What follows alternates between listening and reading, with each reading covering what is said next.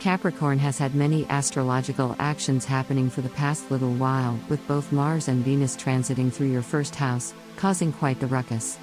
This March, these two planets and a few others will be changing signs, making the month feel like a fresh start. Reinforcing that idea, we have the new moon happening right as the month begins on the 2nd. This lunation is happening in your third house of siblings, short-term travel and routine matters. This moon could be marking a new time for you to connect with your siblings or close friends to bring some jovial joy into your life.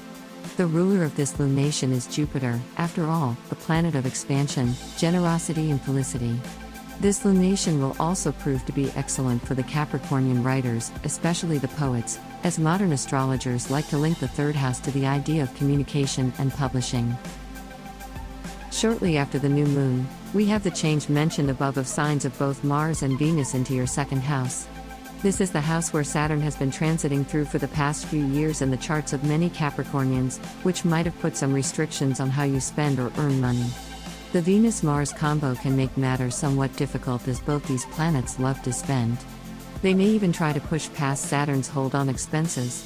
This is no reason to be afraid of your financial situation, but it would be wise to set some money aside and resist some of the urges to spend as a means of entertainment. This is also true for the Capricorns who aren't planning on spending but investing. You may want to think twice before you commit to letting go of large amounts of money. On the 10th, we also have Mercury changing signs and entering your third house, joining both the Sun and Jupiter. Capricorn's third house is not the most comfortable place for Mercury to reside on. Given this is a house that plays on our ability to express ourselves daily, you may find it difficult to keep a consistent schedule going. The big theme of this transit is trying to find the balance between Jupiter's overindulgence and Mercury's keen sense of practicality. If your regular schedule seems to not be sustainable at the moment, there's nothing wrong with making some temporary adjustments and allowing space for a creative approach to the tasks in your to-do list.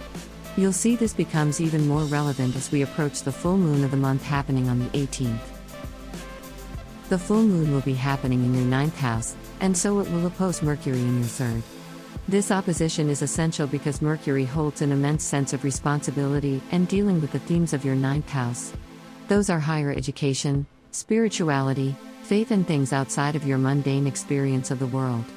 If the new moon instilled a sense of boundless joy, this full moon would ask you to take advantage of that influx of good fortune and turn it into something positive and long-lasting.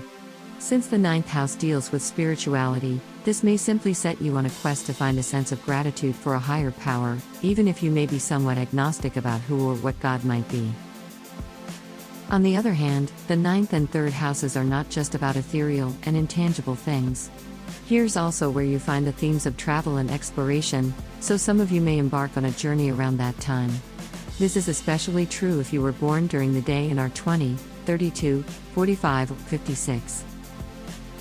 The month comes to a close with a few quite positive conjunctions and the Sun entering his sign of exaltation in your 4th house, bringing all the good vibes possible to your home and family life, especially when it comes to situations regarding your father. If you are a father yourself, this could also be quite positive.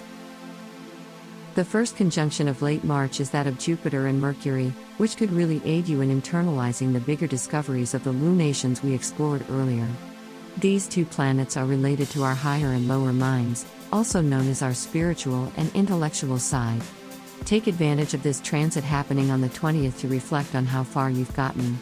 And since this is still happening in your 3rd house, it might even be good to share these experiences with a solid group of friends. The last conjunction happens a little later on the 28th between Venus and Saturn back in your 2nd house of finances. This transit is quite favorable, and if you took advantage of the earlier advice and saved some money, you could experience some quite positive results here. This is due to Venus' gentle touch that suits Saturn's restricted behavior.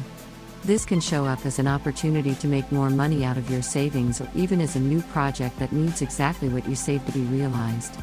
Saturn is proof that patience pays off. With that in mind, March is an excellent good start.